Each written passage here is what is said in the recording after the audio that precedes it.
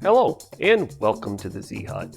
I'm Jay, and today I'm going to talk about some of the things I didn't like that much about the cr-10s Pro by Creality 3D printer that I just picked up here about a week ago now. I've had it, about a week.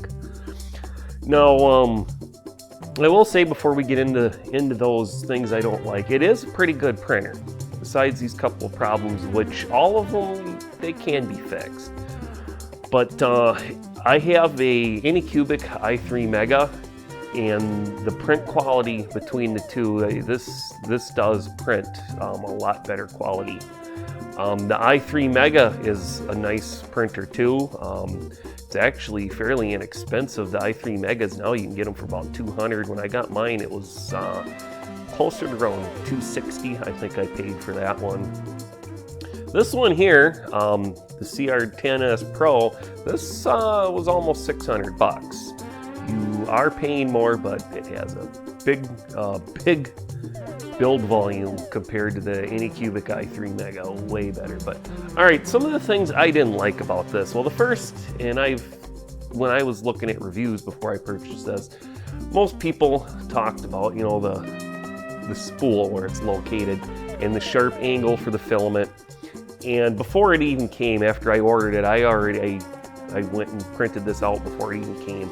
It was just a little adapter you put on here to get the filament to make a little better of a angle. Not a horrible thing, but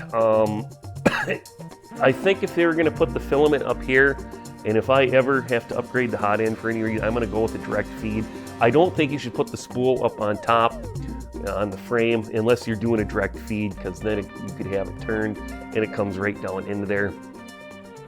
But the problem is, because of where they got the ribbon cable, it's another thing, it's kind of in the way of putting the spool in a spool holder.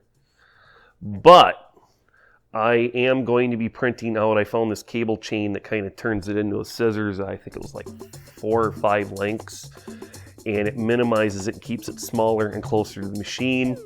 Then I think once I print that out, I will look at putting the spool down here.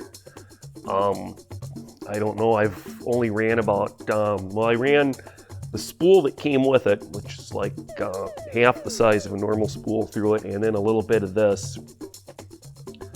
So I haven't printed a lot with it, but I will be printing. That'll probably be the next thing I print out, is that. But they could have maybe come up with a little better design on that. Once again, not horrible.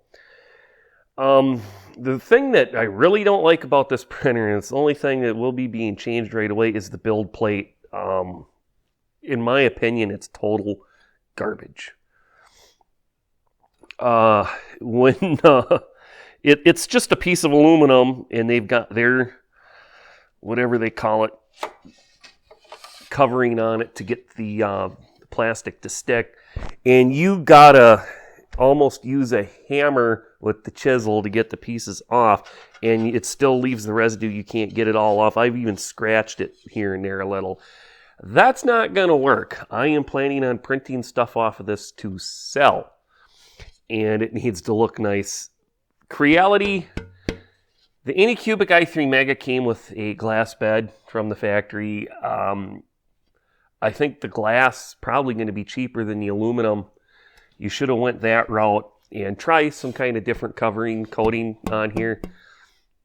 It sucks. The Anycubic, once you turn the heat off on the bed, it cools down. The part, just pick it right off. It falls off. This one, you got to take and chisel it off. And that is horrible. That is the only thing I really don't like about this. And I looked, and it's $40. They actually make one for it. It's glass, which they should have just gave you that originally. So I will be ordering that.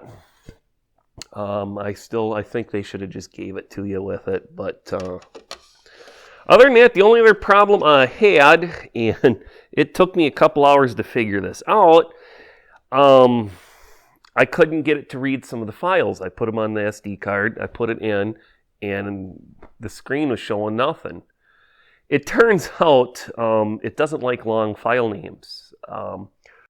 When I finally ran across, the person said anything over 8 characters long, it won't read it.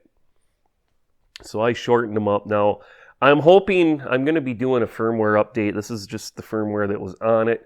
Hopefully they have solved that problem. But if you put your SD card in and the files won't read, shorten the name up and that'll take care of that.